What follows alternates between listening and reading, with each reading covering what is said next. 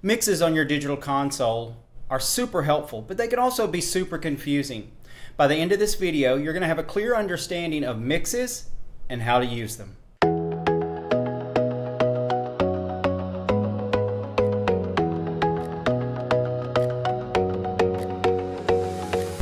Hey, this is Jerry Kirksey with Bensberg Technologies.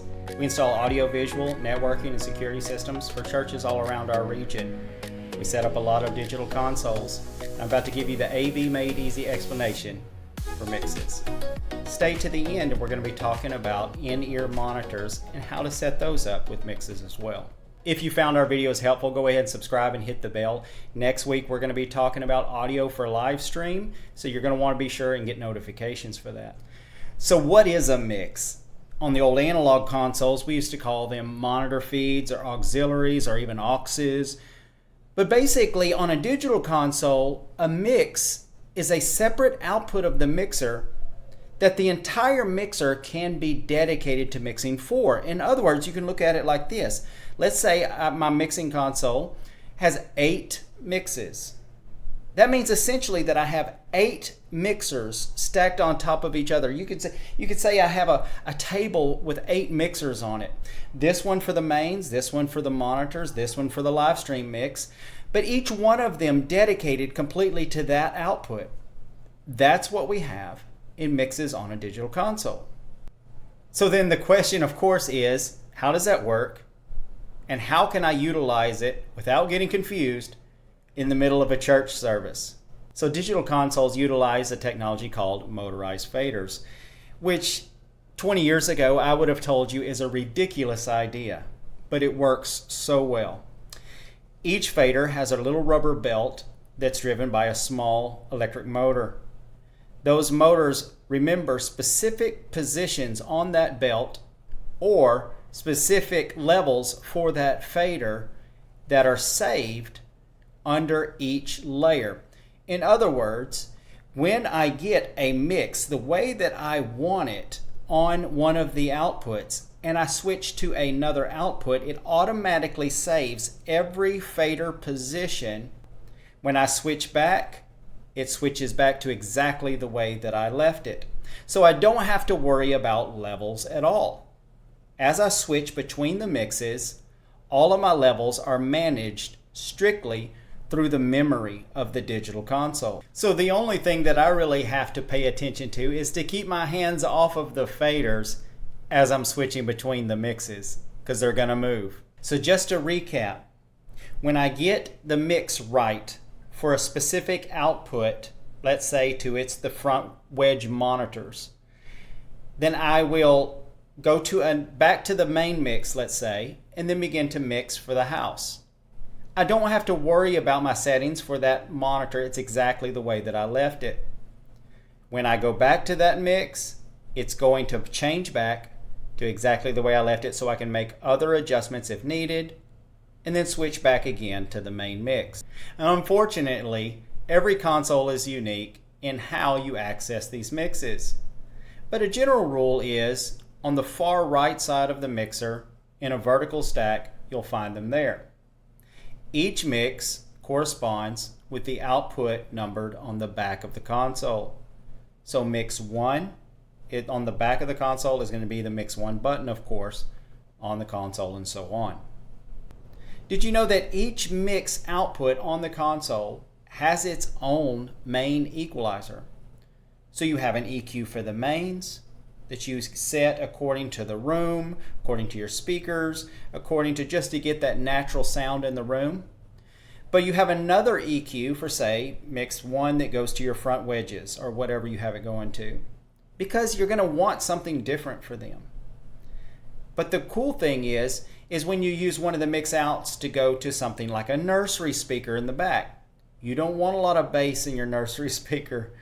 You want it to be a nice, even, warm tone. Well, you can set the EQ for that output. And let's say that your live stream, you want a really natural mix, but you want to add like a little bit of extra brilliance on the high end, roll off the lows so you don't blow somebody's car speakers, things like that. You can do that specifically for that output that goes to your live stream. So remember that there are two main things that are unique to each mix out on a board. Number one is the mix or the level of each fader for that output. And number two is the equalizer or the tone that you've set for that output.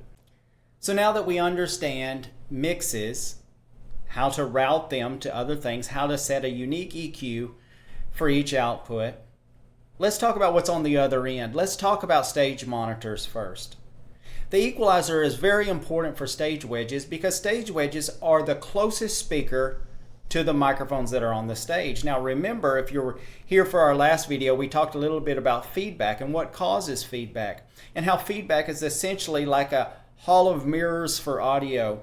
It's when the microphone hears itself in the speaker, and then it goes through the system, comes back out the speaker, goes back out, back into the microphone, go back out the speaker, etc. And it creates that loop that we hear as squeal or roar or whatever the problematic frequency is that it hears.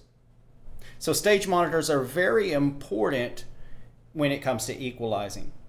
So you want to make sure that you shape the EQ in the monitors to be able to combat some of these problem frequencies, but still keep it as natural as possible for the people on the stage. And I know we all have the singers on the stage who, when they get tired of holding their microphone up, if the pastor is speaking or there's an intermission in between songs, that they allow that microphone to slowly drift down until it's pointing directly into a stage wedge and getting screaming feedback.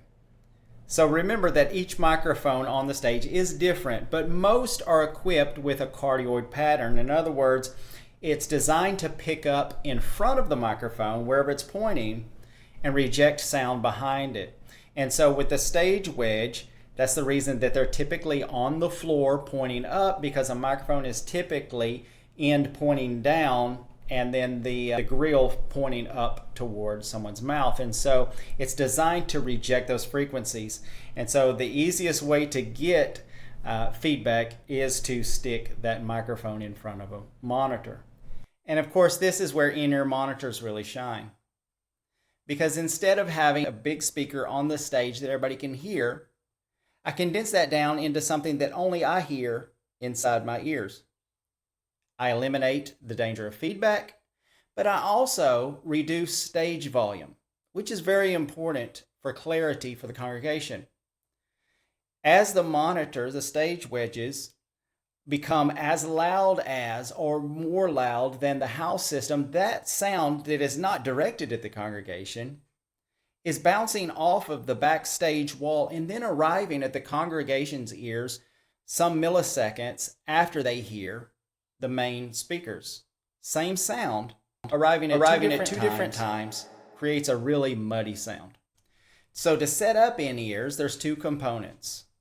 There's the transmitter, which lives back at the booth typically near the mixer. And then there's the receiver, which is typically a belt pack that headphones or earphones are plugged into. Those two components communicate to each other wirelessly. So instead of coming out of the mixer and going into an amplifier and then going into a stage monitor or straight into a powered stage monitor, I come out of that output of the mixer and plug straight into the transmitter for that in-ear monitor set. The person using the in-ear monitor with the belt pack will have a volume control typically, where they can adjust the volume for themselves in their ears. All right, so here's your easy takeaway for the day. Your digital mixer has a lot of outputs that you can use for your live stream, nursery speaker, all kinds of different things. Most people will use them for stage monitors. So if you're using them for stage wedges, remember to keep your microphone pointed away from the monitor to avoid feedback issues. If you still have feedback issues, use the equalizer dedicated to that output on your digital mixer to remove those problematic frequencies. And finally, if you're still having issues, it might be time to change over to in-ear monitors. So replacing your stage wedges with in-ear monitors will not only reduce the feedback issues, but it will also reduce that muddy sound that you hear from the monitors reflecting off of the back wall and arriving at the congregation at a time different than the main speakers. So if you want to do a deep dive into any of these things, drop a comment below.